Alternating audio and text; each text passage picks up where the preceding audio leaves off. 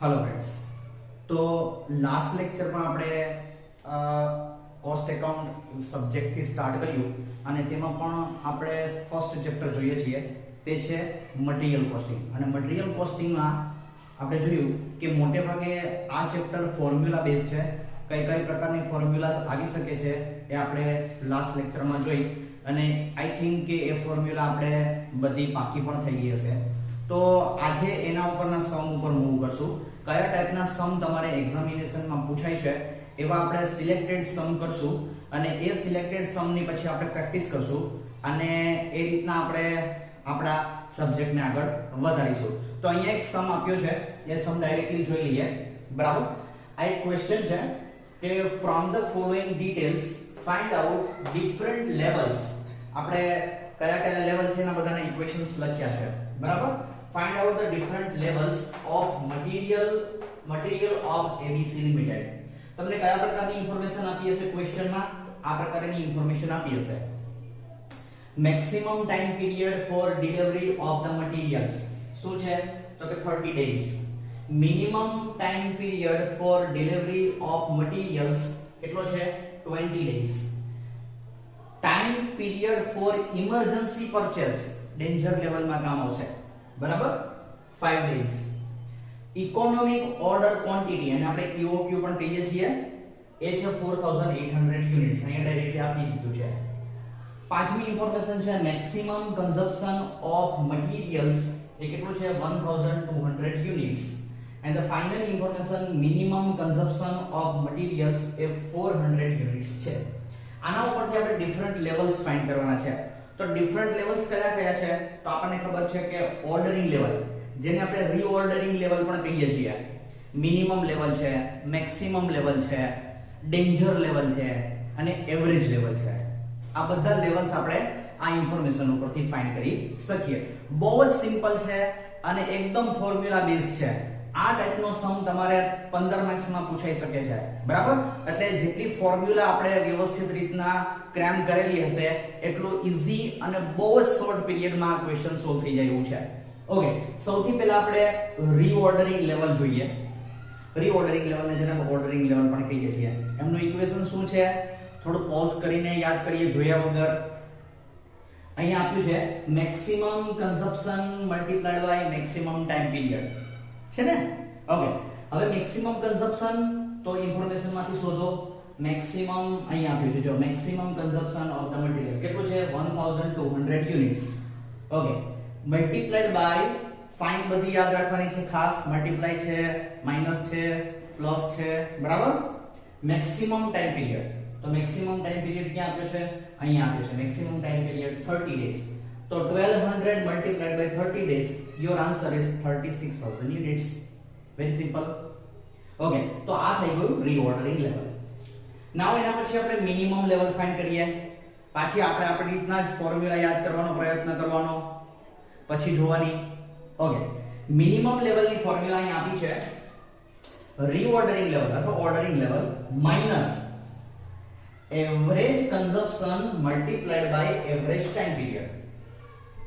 Okay, હવે ડીઓર્ડરિંગ level તો આપણે અહીંયા ફાઇન્ડ કર્યું તો 36000 આપણે આપીને મળી ગયા છે। માઈનસની સાઇન છે, માઈનસની sign into bracket average consumption અને એવરેજ ટાઈમ પીરિયડ। હવે એવરેજ કન્ઝમ્પશન અને એવરેજ ટાઈમ પીરિયડ બંનેની ઇન્ફોર્મેશન આપણને આપી નથી, તો એ પણ ઈઝીલી ફાઇન્ડ થઈ શકે એમ છે। એવરેજ કોઈ પણ વસ્તુની એવરેજ ફાઇન્ડ કરવી હોય તો આપણે કઈ રીતે ફાઇન્ડ કરીએ? Minimum plus maximum divided by 2 તો એવરેજ મળી જાય। ઓકે, તો અહીંયા એ રીતના જ આપણે એવરેજ ફાઇન્ડ કરી છે। એવરેજ કન્ઝમ્પશન ફાઇન્ડ કરવું હોય તો કઈ રીતે ફાઇન્ડ કરશો? Minimum consumption plus maximum consumption divided by 2। તો મિનિમમ કન્ઝમ્પશન અહીંયા આપ્યું છે 400 યુનિટ્સ, મેક્સિમમ કન્ઝમ્પશન અહીંયા આપ્યું છે 1200 યુનિટ્સ ડિવાઇડેડ બાય 2। ઓકે, તો આપણને 800 યુનિટ્સ મળશે એવરેજ કન્ઝમ્પશન, જે આપણે અહીંયા એવરેજ કન્ઝમ્પશનમાં 800 મૂકી શકશું। ઓકે, એવી જ રીતના એવરેજ પીરિયડ ફાઇન્ડ કરવાનો છે અથવા એવરેજ ટાઈમ ફાઇન્ડ કરવાનો છે। ટાઈમ અથવા પીરિયડ કોઈ પણ વસ્તુ બોલી શકો તમે। તો એવરેજ પીરિયડ ફાઇન્ડ કરવો હોય તો સેમ એ જ રીતના maximum time period plus minimum time period divided by 2, minimum time period plus maximum time period divided by 2. Minimum 20 આપ્યો છે, મેક્સિમમ 30 આપ્યો છે, 30 પ્લસ 20 ડિવાઇડેડ બાય 2 કેટલું આવે છે 25 ડેઝ. ઓકે, તો આ રીતના કદાચ તમને કોઈ ઇન્ફોર્મેશન મિસિંગ હોય તો એ મિસિંગ ઇન્ફોર્મેશન પણ તમને આપેલી ઇન્ફોર્મેશન ઉપરથી મળી શકે એમ છે. Okay, so it is not sort of. તો અહીંયા આપણે પાછા આપણા ઇક્વેશનમાં મૂકી દઈએ. 800 આપણું એવરેજ કન્ઝમ્પશન મળ્યું, બરાબર, અને એવરેજ ટાઈમ પીરિયડ કેટલો મળ્યો 25 ડેઝ. ઓકે, તો 36000 minus 800 multiplied by 25. તો 25 is a 20000. Okay, so 20000 36000 minus 20000 comes to 16000 units. તો તમારો મિનિમમ લેવલ છે 16000 units. Clear with that? બંને લેવલ વ્યવસ્થિત સમજાઈ ગયા? પાછું ન સમજાણું હોય તો વિડિયો પોઝ કરી, બરાબર, અને પાછું આપણે એને શાંતિથી જોઈ લઈએ. બહુ જ ઈઝી ફોર્મ્યુલા છે. ધેન આફ્ટર મેક્સિમમ લેવલ નું અહીંયા આપણી પાસે ઇક્વેશન આપ્યું છે reordering level minus minimum consumption into minimum time period bracket complete plus EOQ, બરાબર, અથવા એને ઓર્ડરિંગ ક્વોન્ટિટી પણ કહેવાય, ઇકોનોમિક ઓર્ડર ક્વોન્ટિટી, કોઈ પણ વસ્તુ બોલી શકો. ઓકે, હવે રીઓર્ડરિંગ લેવલ તો આપણે અહીંયા શોધી લીધું છે 36000.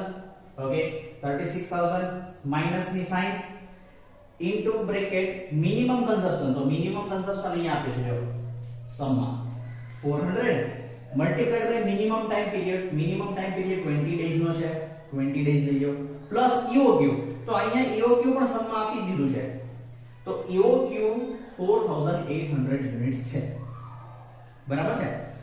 ઓકે, તો આપણો ઇક્વેશનમાં બધી વસ્તુઓ ફિલ અપ થઈ ગઈ. Final answer is 32800 units. આ દરેકની પાછળ યુનિટ્સ લખવું જરૂરી છે, કારણ કે કોઈને ખબર તો પડી જાય કે આ આન્સર આવ્યો તો શું આવ્યો, રૂપિયા આવ્યો, કેજી આવ્યો, ડેઝ આવ્યો, યુનિટ્સ આવ્યો, શું છે. તો આ બધું આપણે સ્ટોકના લેવલ ફાઇન્ડ કરીએ છીએ. લાસ્ટ લેક્ચરમાં આપણે જોયું ને કે સ્ટોકનું કેટલું લેવલ રાખવાનું છે એ આપણે ફાઇન્ડ કરવાનું છે. તો આ બધું સ્ટોકનું લેવલ બતાવે છે કે આ મેક્સિમમ લેવલ છે 32800 unit maximum level. Minimum level કેટલું છે તો કે 16000 યુનિટ્સ એ મિનિમમ લેવલ છે. Okay, then after we have to find a danger level.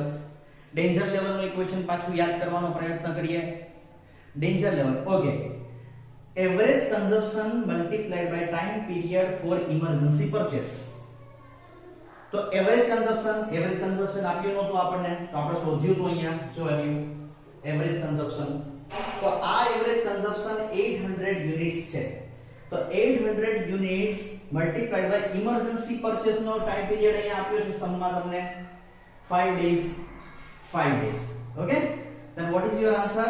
Your answer is 4000 units. That is your danger level. આપણે એવું ત્યાં યાદ કર્યું હતું કે એ લેવલ થી નીચે આપણો સ્ટોક કોઈ વાતે જવો જોઈએ નહીં, કારણ કે ડેન્જર લેવલ છે. Okay, and the finally you have to find fifth one, that is your average level. Average level શું છે તો કે એવરેજ લેવલનું ઇક્વેશન છે minimum level multiplied by 1/2 EOQ. Okay, તો મિનિમમ લેવલ, જો આ એવરેજ લેવલ ફાઇન્ડ કરવાનું છે, યાદ રાખો. એવરેજ લેવલ અને એવરેજ કન્ઝમ્પશન બંને વસ્તુ અલગ છે. એવરેજ કન્ઝમ્પશન એટલે minimum consumption plus maximum consumption divided by 2, અને આ એવરેજ લેવલ ફાઇન્ડ કરીએ છીએ, સ્ટોકનું લેવલ છે આ. અને આ કન્ઝમ્પશન ને ગુજરાતીમાં આપણે વપરાશ કહીએ છીએ. આ વપરાશ છે કે ફેક્ટરીમાં કેટલું વપરાય છે, અને આ લેવલ છે સ્ટોકનું, એટલે એવરેજ લેવલ એ યાદ રાખીએ. Minimum level, okay, minimum level આપણે અહીંયા ફાઇન્ડ કરી દીધું છે. જો મિનિમમ લેવલનો આન્સર શું છે 16000 યુનિટ્સ. તો 16000 યુનિટ્સ અહીંયા મૂકી દીધા છે, મલ્ટીપ્લાઈડ બાય 1/2 EOQ સમમાં આપી દીધેલું છે 4800. ઓકે, તો ફાઇનલી અમારો આન્સર થશે 18400. તો આ પાંચ લેવલ તમે ફાઇન્ડ કરી લો છો તો તમારો સમ કમ્પ્લીટ થઈ જાય છે. તો છે ને વેરી ઈઝી. ઓકે, તો આ જ ટાઈપના સમના તમારે પ્રેક્ટિસ કરવાની છે, અને આ ટાઈપના સમ મોટે ભાગે તમારે પૂછાઈ શકે છે. થોડી વેરાયટી વાળા ક્વેશ્ચન હશે એ પણ આપણે જોશું, બરાબર, પણ આમાં તમારો મેજોરિટી પાર્ટ તમારો કવર થઈ જશે, બરાબર.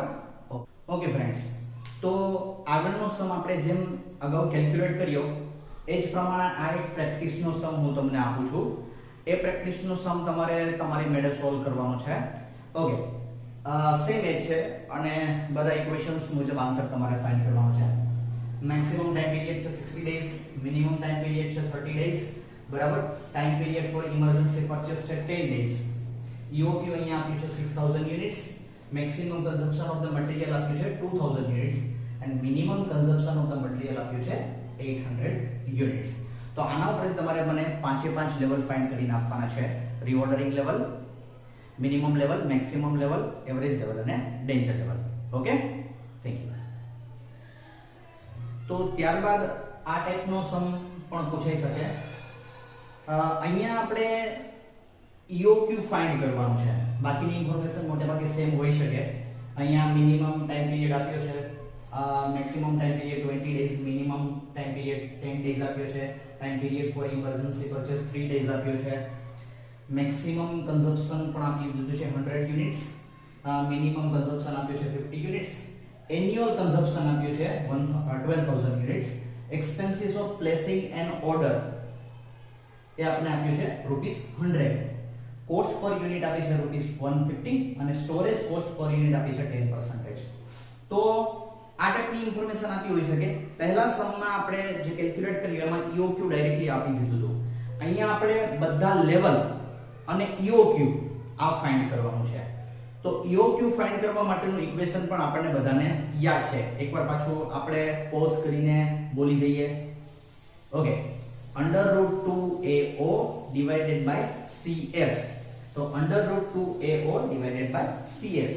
A એટલે શું છે? તો કે એન્યુઅલ કન્ઝમ્પશન. O શું છે? તો કે ઓર્ડરિંગ કોસ્ટ. અહીંયા આપ્યું છે expenses of placing an order આપી દીધી છે ₹100. C એટલે શું? કોસ્ટ પર યુનિટ આપી દીધી છે અહીંયા. અને S એટલે તો કે સ્ટોરેજ કોસ્ટ પર યુનિટ એટલે 10%. ઓકે, તો આપણે આના ઉપરથી સૌથી પહેલા EOQ ફાઇન્ડ કરશું અને એકવાર આપણને EOQ મળી જાય પછી તો આપણે જેમ અગાઉનો સમ કર્યો એ જ મુજબનો આ સમ છે. તો હું અહીંયા EOQ ફાઇન્ડ કરીને આપું છું. EOQ ફાઇન્ડ કર્યા પછી બાકીના જે લેવલ છે એ તમારે તમારી મેળે ફાઇન્ડ કરવાના છે. ઓકે, EOQ ફાઇન્ડ કરીએ. EOQ is equal to √2AO divided by CS. √2 multiplied by A એટલે શું? કે annual consumption 12000 units multiplied by 100 શું છે? તો કે expenses of placing an order ₹100. Okay, divided by C એટલે શું? તો કે cost per unit. અહીંયા 150 આપી દીધી છે અને સ્ટોરેજ કોસ્ટ કેટલી છે પર યુનિટ? 10%. Okay, very good. તો હવે આને આપણે સોલ્વ કરશું તો આપણી પાસે આવશે 24 lakhs divided by 15. ઓકે, તો 24 lakhs divided by 15 અંડર રૂટમાં આવશે. એ કરશો એટલે તમને 1,60,000 આન્સર મળશે અને એ 1,60,000 નું તમે અંડર રૂટ કાઢશો એટલે તમને 400 યુનિટ્સ તમારો EOQ મળશે. EOQ એટલે શું છે? કે એવું એ ઇકોનોમિક ઓર્ડર ક્વોન્ટિટી છે અને ઇકોનોમિક ઓર્ડર ક્વોન્ટિટી એટલે શું? કે દર વખતે જ્યારે આપણે ઓર્ડર આપશું ત્યારે કેટલી ક્વોન્ટિટીનો ઓર્ડર આપશું? મેં પહેલા લેક્ચરમાં સમજાવ્યું હતું ને કે એટલી બધી ક્વોન્ટિટી એકસાથે મગાવી પણ નહીં લેવાની કે જેથી સ્ટોરેજ કોસ્ટ વધી જાય, બરાબર, અને ગુડ્સ બગડી જાય. અને બહુ ઓછી ક્વોન્ટિટી પણ નહીં મગાવવાની, થોડી, બરાબર, જેની હિસાબે આપણી ઓર્ડરિંગ કોસ્ટ વધી જાય, લોડિંગ અનલોડિંગ ટ્રાન્સપોર્ટેશન કોસ્ટ વધી જાય, બરાબર. તો આ 400 એ લેવલ છે કે જ્યાં આપણને એકદમ બંને બેલેન્સ થાય છે. ઓર્ડરિંગ કોસ્ટ પણ બેલેન્સ થાય છે અને આપણી સ્ટોરેજ કોસ્ટ પણ બેલેન્સ થાય છે. તો આ EOQ મળી જાય તો બાકીના બધા લેવલ આપણે મળી જશે, બરાબર. તો બાકીના બધા level, reordering level, minimum level, maximum level, danger level અને એવરેજ લેવલ તમારે તમારી મેળે ફાઇન્ડ કરીને ફેરબુકમાં ઉતારી લેવાના છે. ઓકે, તો આ ટાઈપનો પણ સમ તમને પૂછાઈ શકે. એક અહીંયા મારે તમને ખાસ એક નોટ કરવા જેવી બાબત છે કે અહીંયા જે CS આપ્યું છે તો cost per unit multiplied by storage cost per unit. ઘણીવાર આ લોકો એવું પણ કરે છે કે આવું નથી આપતા, આને બદલે ડાયરેક્ટલી એવું આપી દે છે કે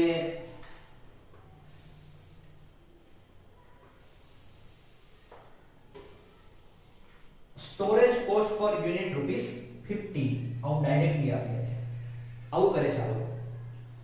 તો જ્યારે તમને આ ટાઈપની ઇન્ફોર્મેશન આપી હોય અને જ્યારે તમને પર્સન્ટેજમાં ન આપી હોય ત્યારે તમારે ડાયરેક્ટલી આ 15 રૂપીસ છે એ ડાયરેક્ટલી 15 રૂપીસ અહીંયા આપણે તમારે આની જગ્યાએ મૂકી દેવાના થશે.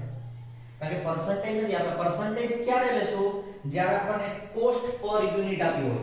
એક યુનિટની કોસ્ટ કેટલી છે?